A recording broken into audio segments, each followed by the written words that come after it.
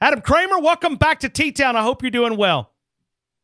I am, man, and likewise. And look, that's like the ritual this time of year, man. It's like we joke, you and I, as we meet up at these national games, and that I kind of become an Alabama beat writer here for a few weeks, and honestly, I enjoy that. So it's fun to do it again. Adam, I thought of you a couple of minutes ago, and I'm going to share a story. I'm going to give you a little inside information, okay? This is your perfect Nick Saban story right here, okay? So they win the championship. It's probably 2 o'clock. They get out Tuesday morning, 2 a.m. Tuesday morning. We all leave Atlanta. They leave Atlanta. They get back. He literally gives them 24 hours, okay? He felt like the staff. Now, this is not out in the public. I'm just giving you some inside information. He felt like that the coaches and the staff was getting complacent yesterday, and he ripped them a new one, okay? He called every staff member and every coach into a meeting, and it was a butt-chewing 101, okay? Ripped them a new one, said they were becoming complacent, said they were becoming lazy, in 24 hours past the championship. Don't you just love it? I'll go back. I forget what title it was, but I remember when they interviewed him after one of his championships, and the Gatorade on his white shirt is still, like, it's still soaking in. And they're asking him on ESPN, they're saying, like, you know, how does this feel? And he just kind of point blank, this was like an hour after they won. You know, we need to be better. This is unacceptable. We need to be better. And they were about laughing at him. I mean, because it was. I mean, you couldn't help but laugh. But this is no act. This is exactly what you get. And this is why you get what you get. And is it extreme? Of course it's extreme. The profession by nature is insane. And when you are doing it at this level, which is unprecedented, it's even more insane. And you wonder why Alabama is in the position that they're in every year.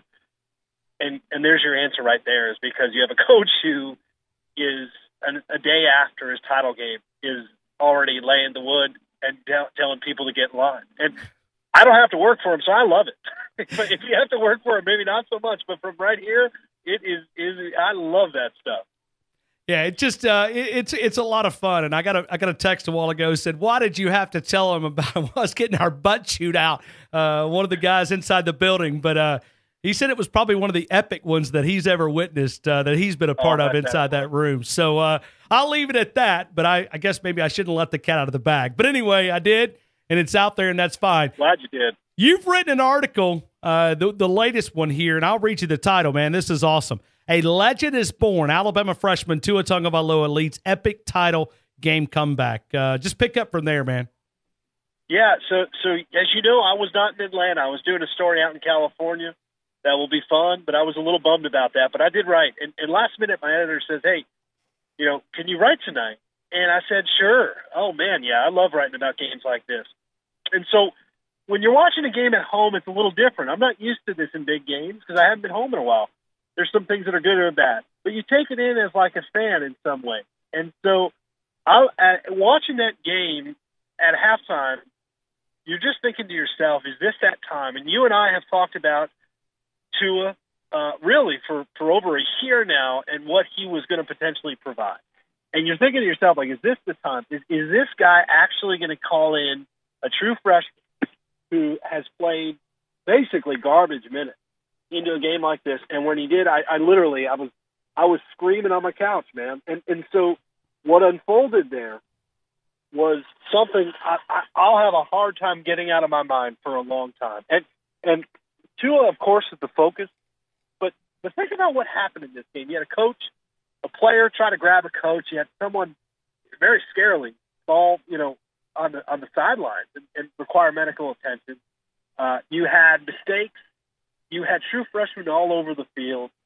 You had an offense that was doing absolutely nothing, and nothing really doesn't really explain how poor Alabama played in that first half. And then you got this true freshman quarterback who comes in, and almost instantly, you know that maybe they may not win, but man, this is going to be this is the move you had to make. The gonads to make that call, to make that decision, I don't think people understand what that takes. And this is 2 out of 3 years now. You had an onside kick, and then you go to a true freshman quarterback at halftime. I'm in awe of that, and I'm obviously in awe of Tua. for him to come in and play the way he did, it wasn't perfect, but it was darn near close. That is a performance we're going to be thinking about for a while. And you talk about the hype now, man. Like, this kind of reminds me of what we did with Sam Darnold last year, although it's times two. This guy went from an unknown to now maybe the face of college football. And that may seem like an exaggeration, although as I walk through it next year when he's starting for them, I don't think so. I think this is the face of college football, and he did that in about a half. So when you look at Tua Tagovailoa, and you look at, as you label it here, a legend is born. And it's just, you go through your article and you go through the second half and you go through the memories. I mean, Adam, this may be one of the greatest comebacks we've ever witnessed in college football. Yeah, I would agree. And not necessarily in terms of just the deficit, but in terms of what you were seeing. And so let's not forget, you had a freshman left tackle, freshman wide receivers, Najee Harris, yeah, he's a freak. There's another freshman.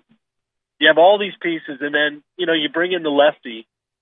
And, writing that like a legend is born, I think that word is an interesting one. And, in that piece, you think about what it takes to be a legend at Alabama. Typically, 3 to 4 years, right? You don't necessarily play early on.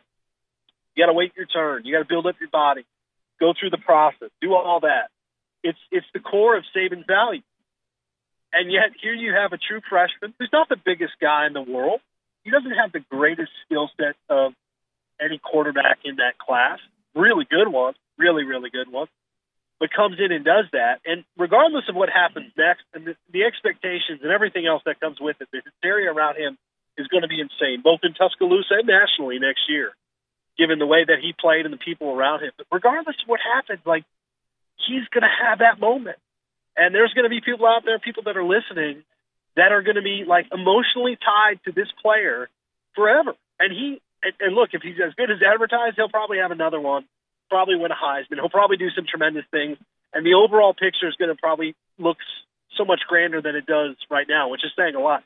But even if he doesn't, and he's just really good, rather than like an all-timer, you'll be tied to him for this 30 minutes of play. And I think that's cool, only because I can't really recall anything quite like that, where a guy emerged so much in so little time. We know who he was. You guys obviously have been talking about him all year, saying why isn't he starting? But nationally, I think there's a lot of people who are still being introduced to this guy, man. And in a sport where you seemingly know everyone and everything, that's just not normal.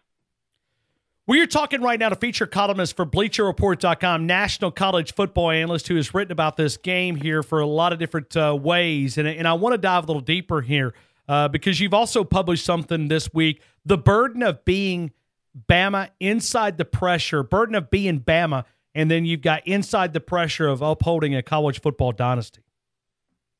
Yeah, this was a lot of fun. And this is the second year in a row I've gotten to take a step back and look at Alabama as a whole. Last year I wrote about the recruiting class that really helped jumpstart this with Mark Ingram and Julio Jones and Barrett Jones, and all the guys that really helped shape a culture that has now carried forward for a decade. But this is kind of a different angle. And look, I wrote this piece, and I knew what the response would be from other fans in the SEC and beyond. Are you kidding me? I'm going to feel bad for Alabama and its players. I get that. Bama's not going to draw much. Bama's not a sympathetic character right now because of the way they've won, and that's kind of why I wanted to write this piece. I talked to Jake Coker, and the pressure that comes with being expected to be perfect and win every single game, and if they don't, or if he has a bad series, people are calling for his job. And he's a guy from Alabama, obviously, who loves that, but also could feel the pressure of that. Barrett Jones, I think, said something really interesting to me. He's one of the few people in this dynasty that won when maybe they weren't expected to win, and then won another title when there was no other option but to win. And he talked about the fact that it was easier and more enjoyable to build something than it was to maintain. If you go to Alabama now, winning is really not much of an option. You don't want to be the group or the class that disrupts what's going on right now, which is winning at an alarming rate. And there's a weight to that. I know it's easy to forget that these are, 17 to 22-year-old kids, 18 to 22-year-old kids, but they are. and yet they not only embrace this pressure in what I found, but they kind of take it head on. And it really is at the core of what they say. Damien Harris talking about, really, we're not competing against anybody else but ourselves. That was another thing that rang true to me. So there is a weight to all this. And yeah, it's a different kind of weight than anybody else out there who's just hoping to get in this game. But I found it fascinating to talk to those who've kind of breathed all this over the last 10 years to figure out what it's like to be expected to be perfect each time out. A lot to ask. Adam Kramer, as we move forward right here, national featured columnist for BleacherReport.com, as we're talking about Bama's dynasty. What do you expect from Alabama in 2018? And not now, but I mean going up against Louisville in 229 days. Yeah, I think that game will be fine. I mean, I don't think Louisville's going to be much of a problem.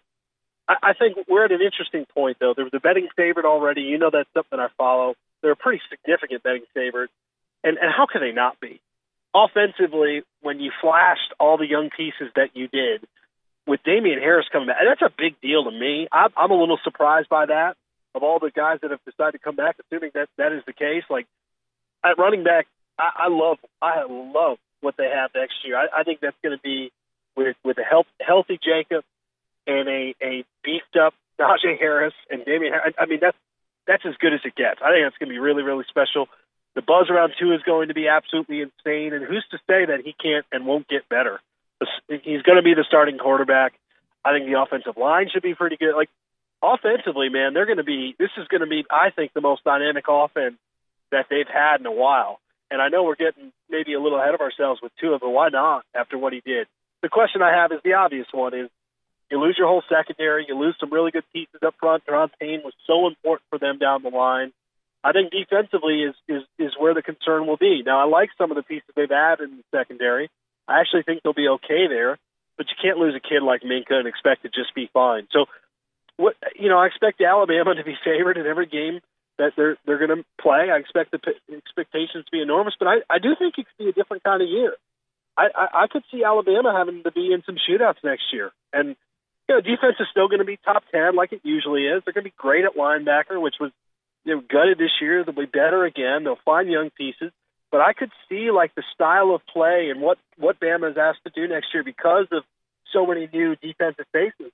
Like, I could see a little bit higher scoring, maybe more exciting games. And it's going to be a little bit different. And who knows? Maybe the defense they'll just plug in like they usually do and be fine. But whether they do or not, I think this offense has a chance to be truly dynamic. What do you think happens to Jalen Hurts?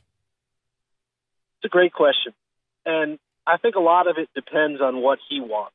What does he want out of it? Right now, if realistically he's thinking he's going to be a quarterback in the NFL, and you can say what you want about that, but if that's what he wants, he probably has to go somewhere else.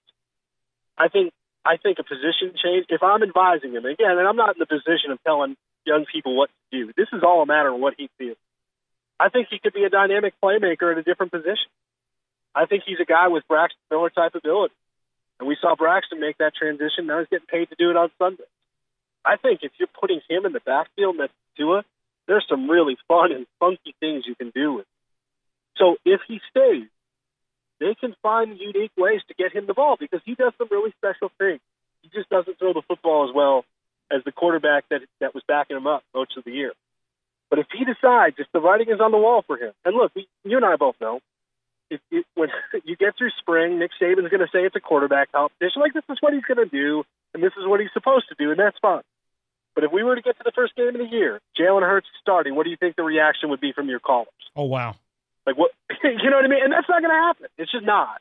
Like, realistically, barring any injury, it's not going to happen. So I think a lot depends on what he wants to do. Does he want to transfer and reinvent himself somewhere? If so, sure, go ahead.